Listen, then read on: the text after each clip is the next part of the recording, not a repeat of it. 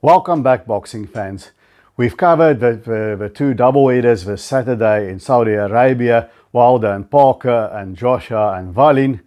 But the undercard is absolutely stacked. It features two world title fights featuring a pound-for-pound talent in Dmitry Belov, as well as the ring cruiserweight champion of the world, Jai Opetaia.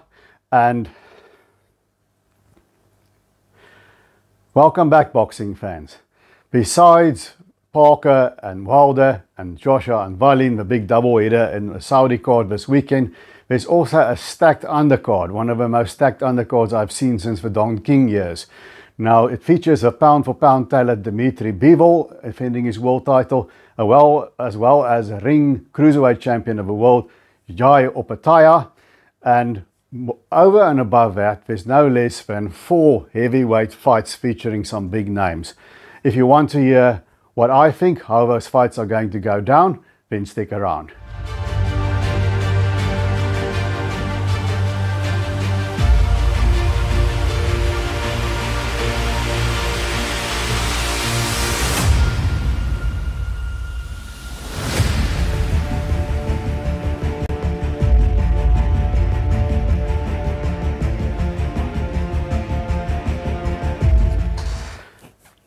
Okay, let's cover the world title fights first, and then we'll get to the heavyweight fights, because the heavyweights get so much attention anyway. WBA light heavyweight champion of the world, Dmitry Bivol, will be defending his belt against his IBO counterpart, Lyndon Arthur from the UK. Now, it looks much like a routine title defense for Bivol. He's riding high, he's coming off wins of Canelo Alvarez and Zurdo Ramirez. But I think the thing with Bivol is, as we saw quite a few fights ago against another Brit, Craig Richards, he tends to fight up to his level of opposition and also conversely down to the level of his opposition. So will we have more trouble with Lyndon Arthur than we expect? Guys, before we go on, please just punch that like button. It helps the YouTube algorithm. Now, Lyndon Arthur is once beaten 23-1.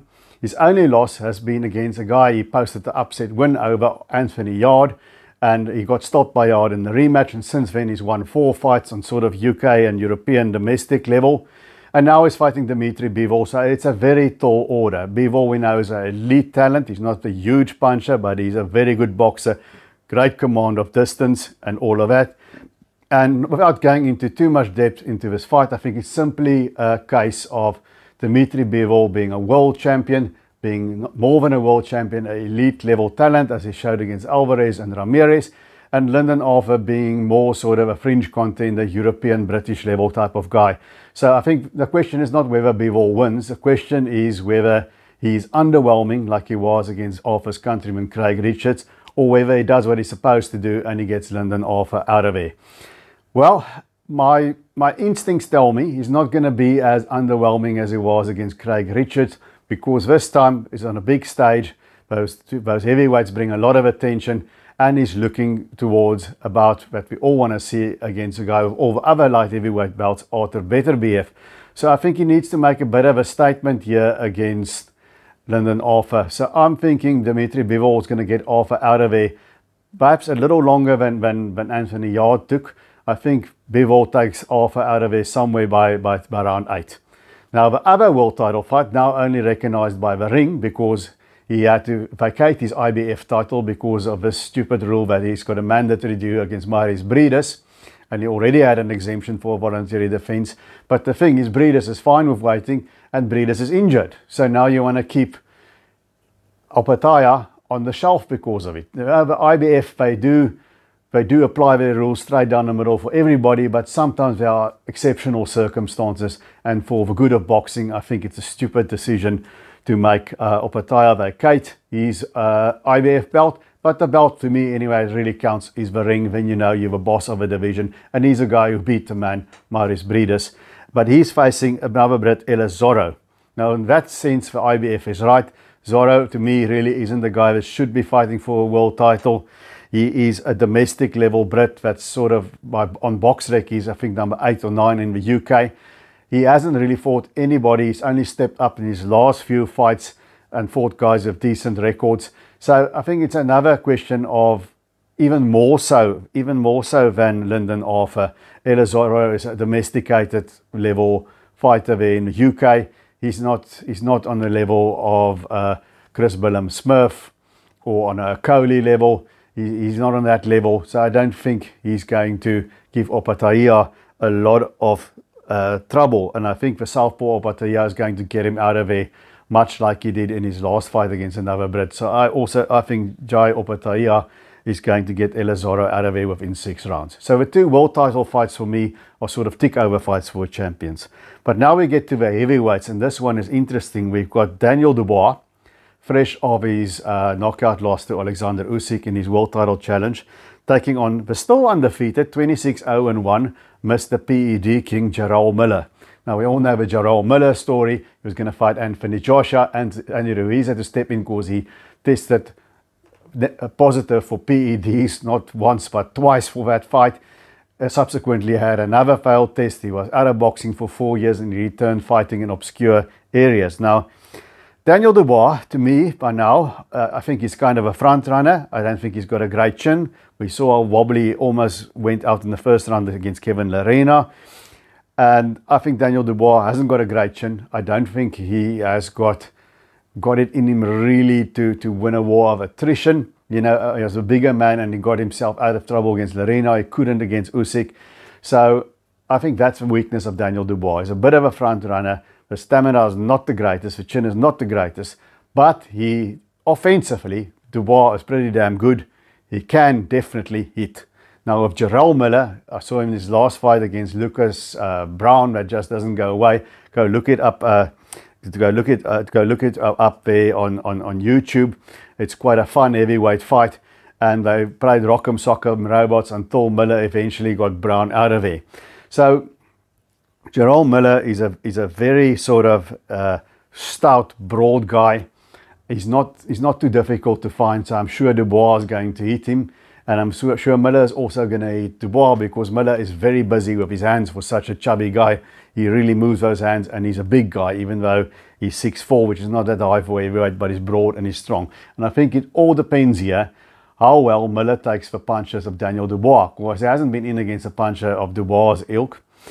And if he can take those punches, and the way he's put together, those guys have that sort of broad-shouldered, bold, thick neck, they usually can take shots. And if he can take Daniel Dubois shots, if he is in better shape than he was last time, and he can just keep moving his hands, keep punching, and keep Dubois going back, keep using his strength to push Dubois back, if he's able to do that and keep up a high work rate, I can see Daniel Dubois wilting later into a fight. But if Dubois catches him first, and I think Dubois will, and Miller can't take it, I can see Dubois scoring an early stoppage. Either way, this to me is a very, very interesting crossroads fight. I've been leaning this way and that way. Guys, tell me in the comment section of these fights, who do you have winning and why? But I'm thinking that I've been thinking that Jarrell Miller is the guy who's sturdy enough. He's going to survive against Dubois, and he's going to make it interesting late and maybe overwhelm Daniel Dubois, which will end his international career. And then I'm thinking too, you know, Miller isn't hard to find, and he hasn't really faced anything top level in a long while, arguably for his whole career. We don't know how well he's going to take what Dubois dishes out. That is the other thing. So can he take it against Daniel Dubois in the early going? Because he's not as tricky as Usyk, but he has got the work rate.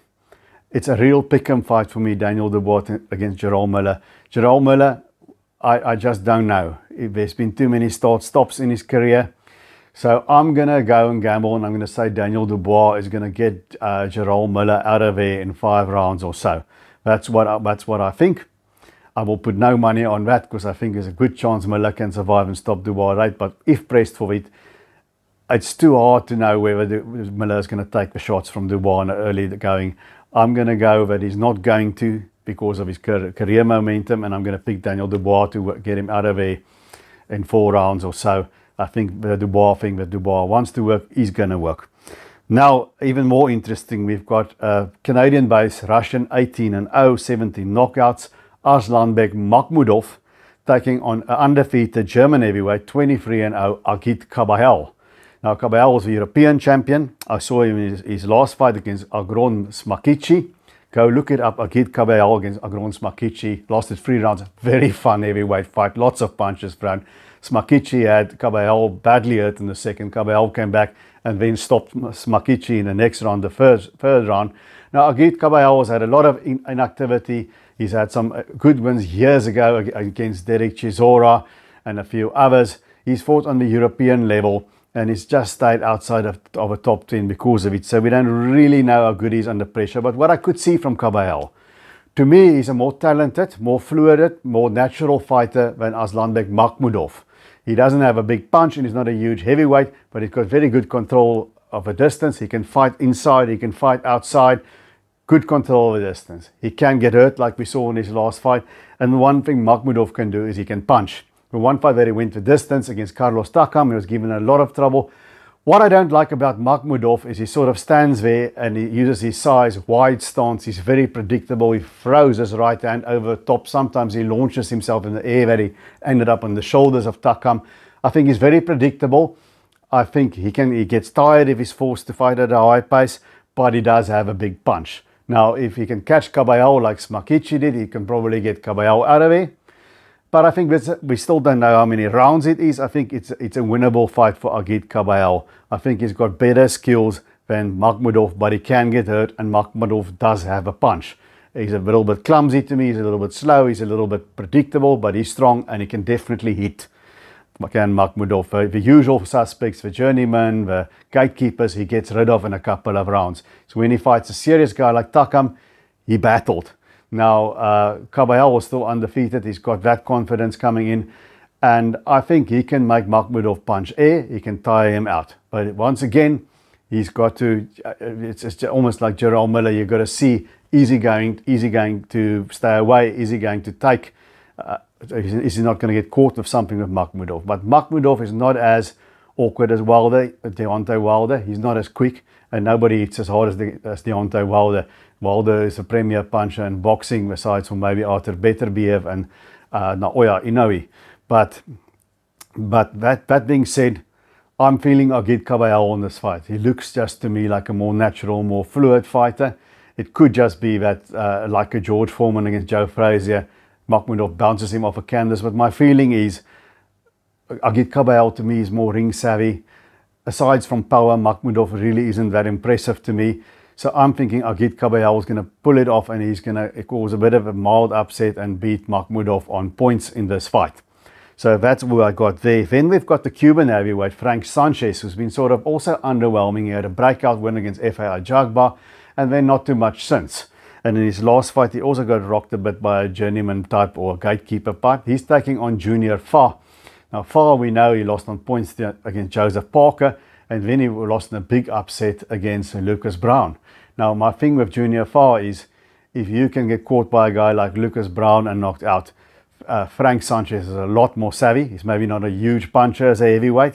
And the thing with Junior Fa, he's got a slight height and reach advantage, which he had against Parker as well, if I recall correctly. But I don't get that feeling from Junior Fa that he really has got the hunger, that he's got the fire to get that extra gear and just grab the opportunity by the horns and go for it. And that's what I think is going to be his undoing against Frank Sanchez. I think Sanchez is just too good for him, and I expect Sanchez to stop him somewhere in the middle of a fight, 7-8 rounds.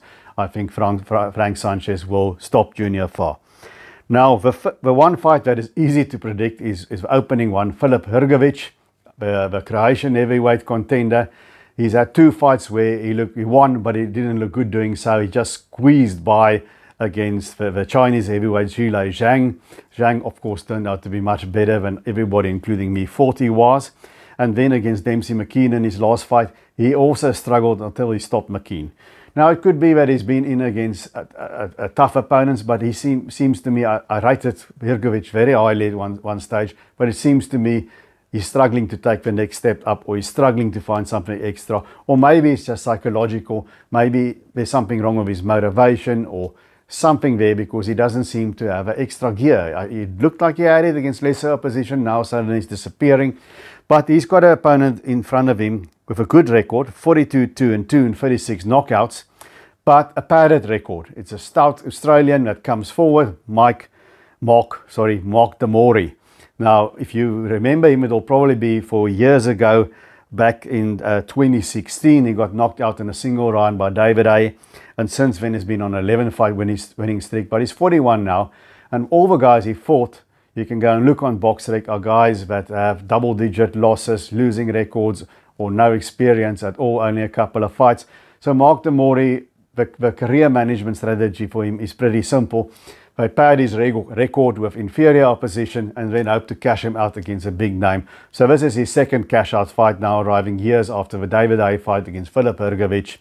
So Mark Demori is probably just going to go for it and throw caution to the wind, and that'll play into Hrgovic's hands. So I expect Filip Hrgović to do the same as David A, get Mark Demori out there in 1 or 2 rounds.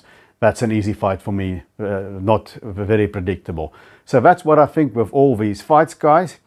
And please remember to subscribe. Please share the content among your friends. Enjoy the boxing from Saudi on the Zone on Saturday. And until I see you guys again, I think that will only be in the new year. Have a Merry Christmas and a Happy New Year. And remember to drive safely. Don't do anything irresponsible that I wouldn't do. And keep up those hands.